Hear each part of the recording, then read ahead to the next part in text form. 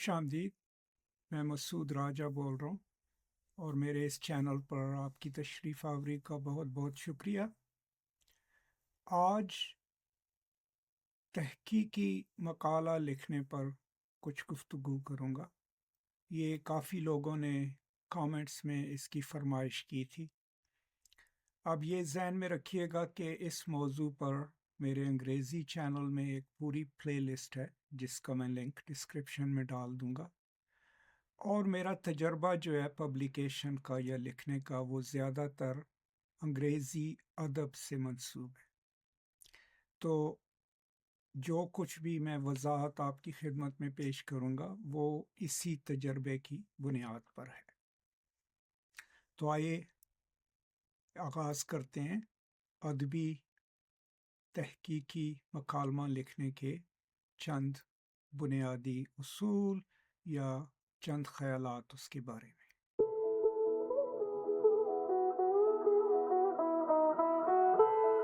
तो अब कोई भी तहकीकी मकाला लिखने से पहले आपने अपना मौजू चुनना है।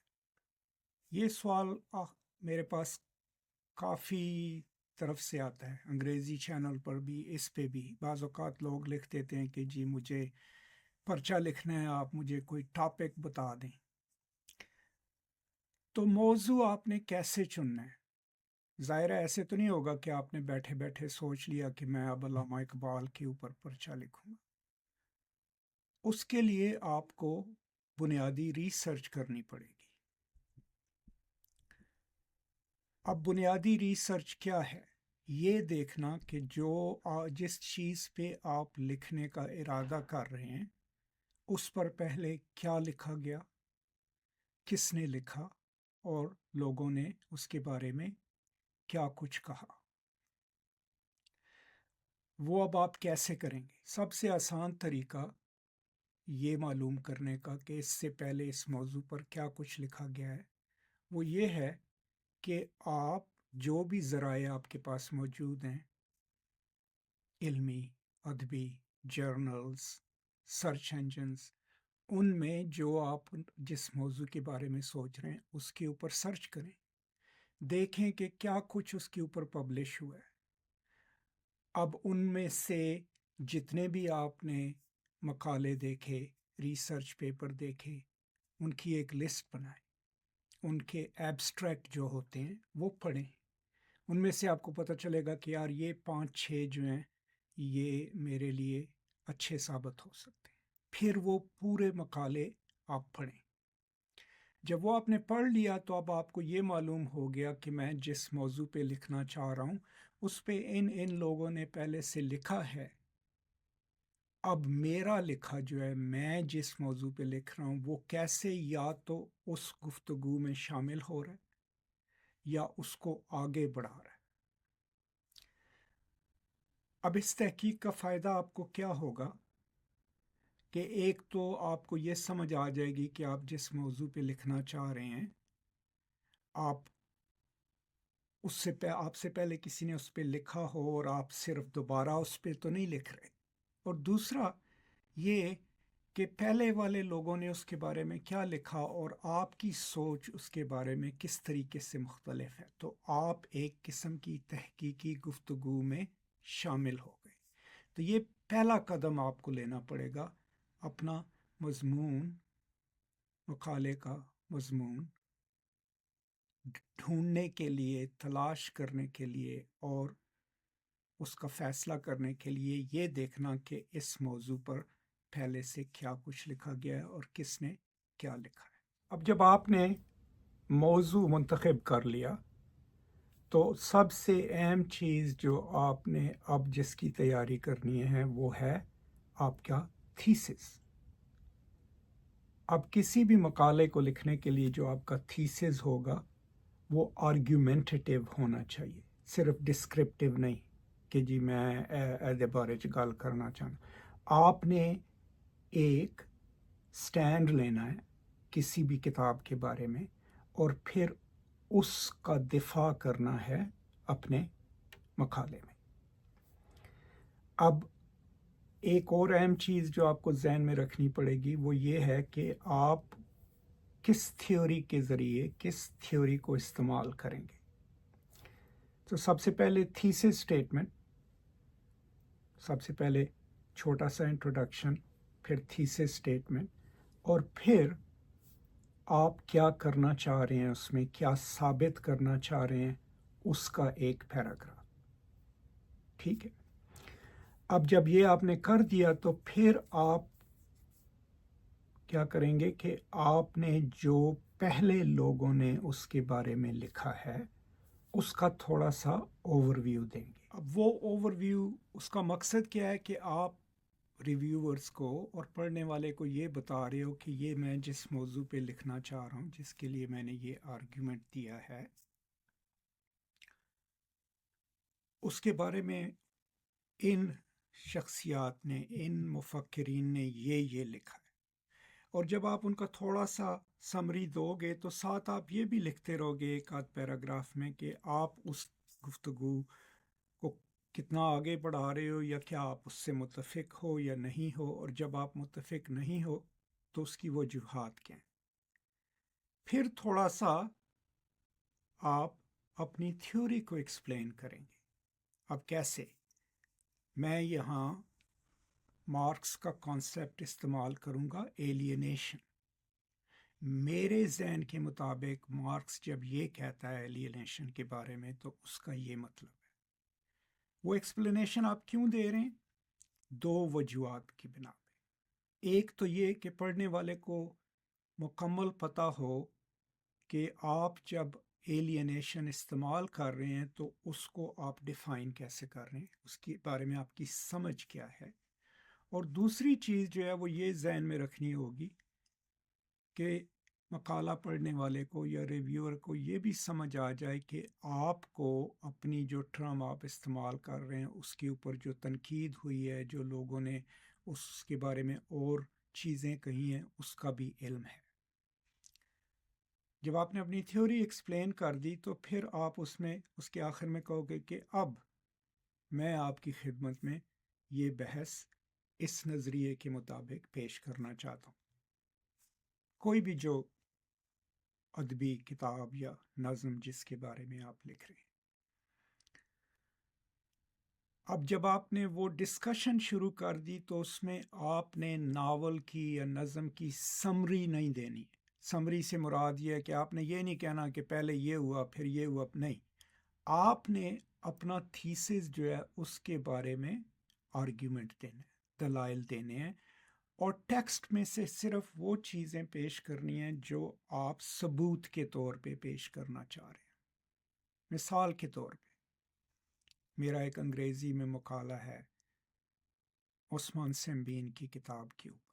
سیمبین عثمان کی کتاب God's Bits of Woods. Argument اس میں میرا کیا ہے کہ جی میں فریڈرک جیمسن کا جو کانسیپٹ ہے آئیڈیالوجیم، اس کو استعمال کرتے ہوئے آپ کو یہ ثابت کرنے کی کوشش کروں گا کہ اس ناول کو پڑھنے سے اور پڑھانے سے ہمیں یہ سمجھ آ جائے گی کہ کسی قسم کی بھی ورکر سٹرائک کو کامیاب ہونے کے لیے سولیڈیرٹی، یکجہتی انتہائی اہم ہے. اب جب آپ نے وہ ثابت کرنا ہے تو پھر آپ نے ناول میں سے وہ جگہیں تلاش کرنی ہیں جہاں آپ کو نظر آ رہا ہے کہ اس یکجہتی کو بریک کرنے کی کوشش کی تو لوگوں نے یہ کیا، لوگوں نے یہ کیا. تو مقصد آپ کا یہ ہے کہ آپ ٹیکسٹ کی وضاحت نہیں کر رہے سمری کے طور پہ، آپ ٹیکسٹ کو استعمال کر رہے ہیں اپنا تھیسس جو ہے اس کو ثابت کرنے کے. تو ایک بار پھر دہرا دوں، سب سے پہلے موضوع کیسے تلاش کرنا ہے، اس کے لیے آپ کو بنیادی تحقیق کرنی پڑے گی. یہ دیکھنا پڑے گا کہ اس موضوع پر کس نے کیا کچھ لکھا.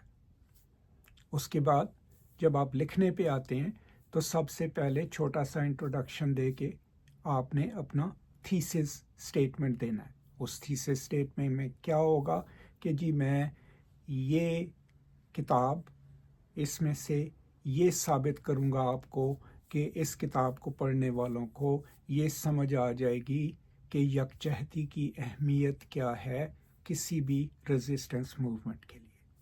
پھر آپ اکاؤنٹ کریں گے 3 یا 4 پیراگرافس میں یہ زیر بحث لائیں گے کہ اس موضوع پہ اور لوگوں نے کیا کچھ لکھا ہے، اور جو انہوں نے لکھا ہے اس کو آپ کیسے بہتر کر رہے ہیں، یا اس کو کیسے رسپونڈ کر رہے ہیں یا ریفیوٹ کر رہے ہیں۔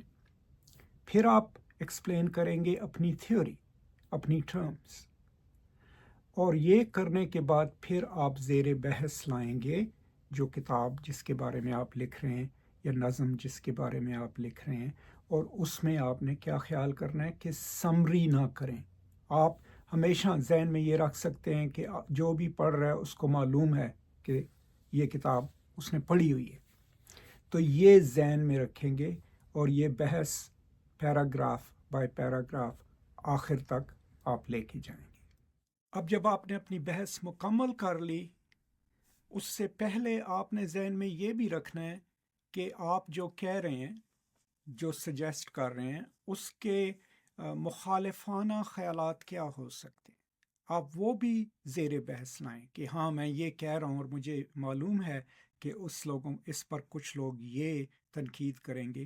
پھر آپ اس تنقید کا ایڈوانس میں جواب بھی اپنے پیپر میں لکھ دیں، اور جب یہ ساری بحث آپ نے کر دی تو پھر آپ اپنا کنکلوژن یا اختتامیہ لکھیں گے، جس میں آپ سمرائز کر دیں گے آپ نے کہاں سے شروع کیا اور کہاں سے ختم کیا۔ اب کچھ اور چیزیں جو یہاں مشکل ہیں اردو میں بتانی، وہ یہ بھی ہوں گی کہ جی آپ نے پیراگراف کیسے کنسٹرکٹ کرنے ہیں، ایک پیراگراف سے دوسرے پیراگراف پہ جاتے وقت آخری لائن جو ہوتی ہے پیراگراف میں، اس میں آپ تھوڑا سا ہنٹ دے دیں ریڈر کو کہ آپ اسے کہاں لے کے جا رہے ہیں اور کیوں۔ اسی طرح جب بھی ایک بڑا جمپ آئے یا ٹرانزیشن آیا آپ کے لکھنے میں، تو آپ کہہ سکتے ہیں کہ یہ یہاں اس موضوع کے اس حصے کی بحث میں نے ختم کر دی، اب میں آپ کو اس دوسرے حصے کی طرف لے کے جا رہا ہوں۔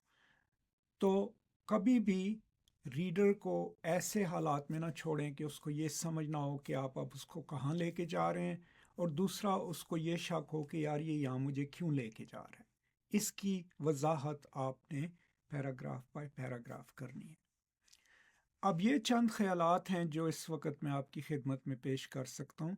کوشش کروں گا کسی وقت اسکرین پہ ایک ایسے رکھ کے پیراگراف بائی پیراگراف اس کی وضاحت کروں، لیکن ابھی میں نے سوچا کہ کچھ چھوٹا سا مختصر سا جواب آپ کی خدمت میں پیش کر دوں، کیونکہ یہ سوال کافی آتا رہتا ہے۔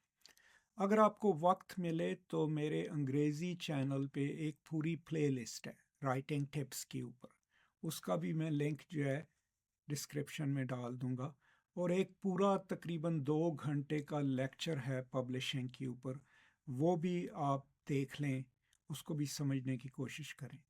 لیکن ذہن میں یہ رکھیں کہ یہ وضاحتیں جو ہیں یہ آپ کے کام تب آئیں گی جب آپ خود کسی بھی موضوع پر لکھنے کے لیے اس کی تحقیق کریں گے، اور جتنی بھی آپ اس کی مشق کریں گے، پریکٹس کریں گے، اتنی ہی آپ کی تحقیقی لکھائی بہتر ہوگی۔